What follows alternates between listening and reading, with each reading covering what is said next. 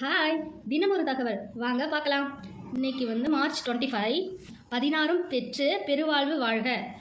அதுக்கு அர்த்தத்தோடு நம்ம பார்த்துடலாம். பொருள்: திருமணமான பின் 16 குழந்தைகளை பெற்று வளமான வாழ்க்கை வாழ்க என ஆசீர்வாதம் செய்வார்கள். வாழ்க்கையில் 16 வகையான செல்வங்களான உடலில் நோயின்மை, கல்வி, தீதற்ற செல்வம், நிறைந்த தானியம், ஒப்பற்ற அழகு, அழியா புகழ், சிறந்த பெருமை, சீரான இளமை, நுண்ணிய அறிவு, குழந்தை செல்வம், நல்ல வலிமை, மானத்தில் துணிவு, நீண்ட வாழ்நாள், ஆயுள், எடுத்த காரியத்தில் வெற்றி, நல்ல ஊழ்விதி மற்றும் இன்ப நுகர்ச்சி பெற்று வளமான வாழுங்கள் என்று பொருள்.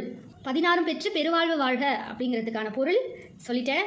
எப்படின்னு சொல்லி மறக்காமல் கமெண்ட் பண்ணுங்கள். பாய். ராசி பலன் பார்க்கலாமா? மேசத்துக்கு அன்பு, ரிஷபத்துக்கு தானம், மிதுனத்துக்கு எதிர்ப்பு, கடகத்துக்கு வெற்றி, சிம்மத்துக்கு கவலை, கன்னிக்கு ஜெயம், துலாம் ஊக்கம், விருச்சிக்கு அமைதி, தனுசுக்கு ஓய்வு, மகரத்துக்கு மறதி, கும்பத்துக்கு பரிசு, மீனத்துக்கு நேசம்.